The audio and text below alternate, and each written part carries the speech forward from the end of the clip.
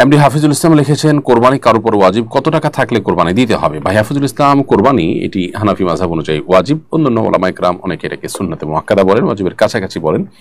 এই ওয়াজিবটা হবে তখন যখন একজন মানুষ তার কাছে যাকাত ফরজ হওয়ার মতো টাকা থাকবে। অর্থাৎ আমরা ভরিতে হিসাব করলে 7.5 ভরি স্বর্ণের মালিক যখন কেউ হবে, অথবা রূপার হিসাব করলে আমরা 52.5 ভরি রূপা, এটা কেনার জন্য যে পরিমাণ টাকা লাগে বর্তমান বাজারে 80 থেকে 85 হাজার টাকা, এই টাকার মালিক হলেই তার উপরে যাকাত আবশ্যক হয় 1 বছর হলে। আর কোরবানি আবশ্যক হবে 1 বছর হওয়ার আগেও যদি এরকম টাকা থাকে কোরবানির দিনগুলোতে, তাহলে অর্থাৎ 80 থেকে 85 হাজার টাকা থাকলেই তারপরে কোরবানি আবশ্যক হয়ে যায়।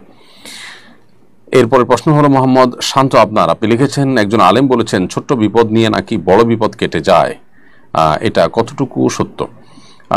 ছোট বিপদ আল্লাহ তাআলা অনেক সময় বান্দাকে দেন, এটা দিয়ে বড় বিপদ থেকে তাকে রক্ষা করেন না, এরকম হয়। যেমন আল্লাহ সুবহানাহু ওয়া তাআলা বলেছেন, ওয়ালানুযীকান্নাহুম মিনাল আযাবিল আদনা দুনাল আযাবিল আকবার লাআল্লাহুম ইয়ারজিউন। মানুষকে বড় শাস্তি দেওয়ার আগে আল্লাহ তাআলা ছোট শাস্তি দেন, এবং এই শাস্তিটা আল্লাহর জন্য দেন যাতে করে মানুষ ফিরে আসতে পারে।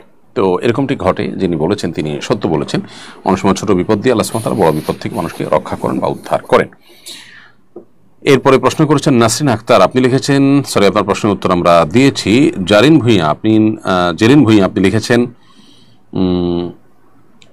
কোন মেয়ের নাকের নিচে গোফের মতো থাকে, সেগুলো কাটা যাবে কিনা? প্রথম কথা হলো যে আপনার নাকের নিচে যদি গোফ উঠে যায় কোনো মেয়েদের এবং সেটা চোখে পড়ার মতো হয়, তাহলে এটা তার বলতে পারি আমরা শারীরিক ত্রুটি, অতএব এইটা কাটা যাবে, বরং কেটে ফেলাটাই উত্তম, পুরুষের সাথে সাদৃশ্য যেন না হয়। অনেক উলামা ইকরাম যেমন ইমাম ইবনে আবিদিন শামী রাহিমাহুল্লাহ ফতোয়া শামীতে এটাকে মুস্তাহাব বলেছেন। মাবিয়া সুলতান লিখেছেন, আমি সৌদি আরবে থাকি, বাসায় কাজ করি, এখান থেকে আমি কি মাহরাম ছাড়া উমরাহ যেতে পারবো? বোন মাবিয়া সুলতানা, আপনি যেখানে বসবাস করছেন সে বসবাস স্থল থেকে বাইতুল্লাহ এর দূরত্ব যদি 77.25 কিলোমিটার হয়, তাহলে সেক্ষেত্রে এটা সফরের দূরত্ব, এটুকু বা এর চাইতে বেশি দূরত্ব যদি হয় তাহলে সেক্ষেত্রে আপনার মাহরাম ছাড়া আপনার জন্য সফর করা জায়েজ হবে না। আর এর কম হলে আপনি মাহরাম ছাড়াও সেখানে গিয়ে উমরাহ করতে পারবেন। আর সেক্ষেত্রে আপনি বাসায় কাজ করছেন, সেখানে মাহরাম ছাড়া গিয়েছেন, সেজন্য আপনার তওবা করা উচিত, এবং মাহরাম ছাড়া সফর করার কারণে গুনাহ হয়েছে। সেখানে আপনি যেখানে কাজ করছেন সেখানে যদি পর্দা পরিপূর্ণ মেনটেন করতে পারেন তো ভালো, আর না হলে সেটা কিন্তু আরেকটি গুনাহের বিষয়। আল্লাহ তাআলা আমাদেরকে হেফাজত করুন। হালাল উপার্জনের পথগুলো কঠিন হয়ে আসছে, আমাদের বোনরা নানা কারণে তারা এ ধরনের পরিস্থিতির মুখোমুখি হচ্ছেন। আল্লাহ তাআলা তাদের হালাল উপার্জনের ব্যবস্থা করুন, আমরা দোয়া করি। নুমাইয়া নেহা লিখেছেন, বাবু হওয়ার পর থেকে আমি অনেক বেশি শুকিয়ে গেছি।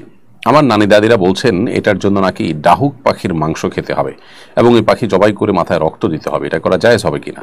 ডাহুক পাখি গোশত মৌলিকভাবে হালাল, সেটা ভিন্ন বিষয়, কিন্তু আপনার বিয়ের পর শুকিয়ে গেলে এটা খেলে ভালো হবে, এর কোনো বৈজ্ঞানিক ভিত্তি বা অভিজ্ঞতা দ্বারা কোনো প্রমাণ না থাকলে সেটা একটা কুসংস্কারের জন্য বিশ্বাস হবে, সেই বিশ্বাস থেকে খাওয়া যাবে না।